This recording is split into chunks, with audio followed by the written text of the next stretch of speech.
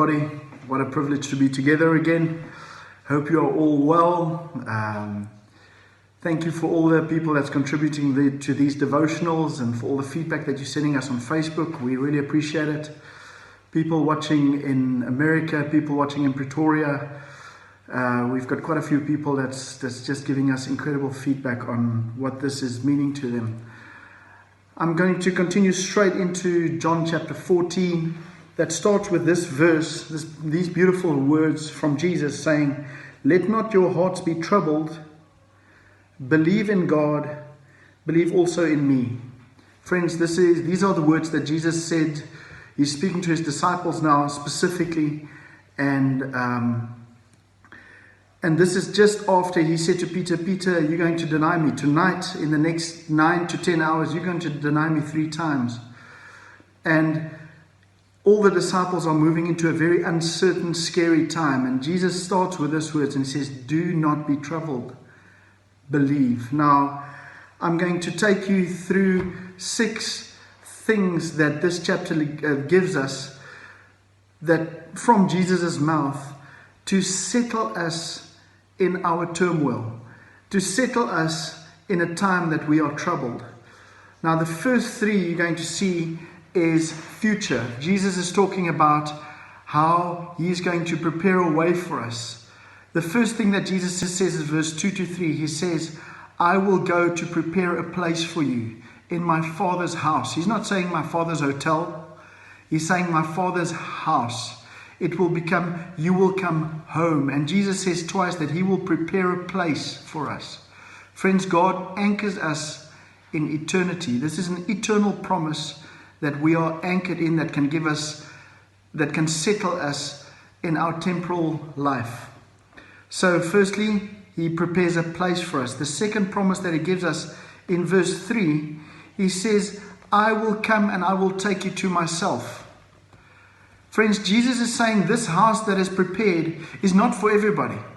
It is for those who received me, the only one that can unlock the door for you into eternity. Friends, not only does Jesus promise us a place that he prepared for us, he promises us that he is the path into that place. This path is not for everybody. This path is for those who receive Jesus as their Lord and Savior. The third thing that we learn from this is Jesus promises us himself. He says, "I am the way, the truth, and the life." It's interesting that if you look back in the Old Testament, that is how God introduced himself to Moses. He said, "I am." Jesus is saying the same thing. "I am the way, the truth, and the life." Friends, he's the way in this uncertain times where we don't know where to go. He's our way out of death in salvation. He's the truth. He's the truth in our emotional state and also our circumstances that is not stable. And it's interesting, people who understand the fact that Jesus is truth can be stable even though they are challenged. And then he says, "I am the life." Jesus will enable us to live the kind of life that he calls us to live. Those are the 3 things that Jesus gives us to settle us in our turmoil. Now, you might say, but how does that apply to me right now? Because these are all future promises.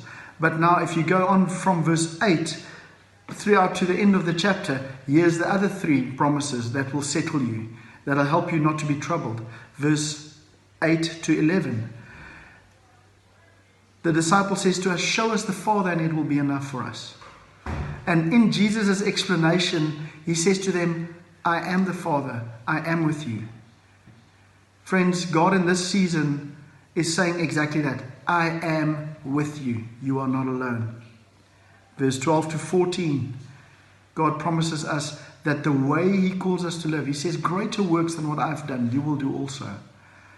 So living as a Christian in these uncertain, troubled times, God says, not only am I with you, but I will also enable you to live the way that I called you to live. And then from verse 15 to the end, he promises us the amazing gift of the Holy Spirit. He promises here, and he's looking forward to baptism in the Holy Spirit and how we are empowered by his Spirit to not only live right, but to be a witness for Him as we live right. Friends, I really hope that this settles you. There's 6 promises just again. The 3 is eternal promises, and the last 3 is immediate promises. God with us, God promising us to help us to live right, and thirdly, that His Holy Spirit is with us in everything that we do. Pray that God bless you.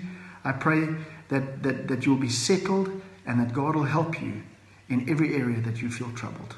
God bless.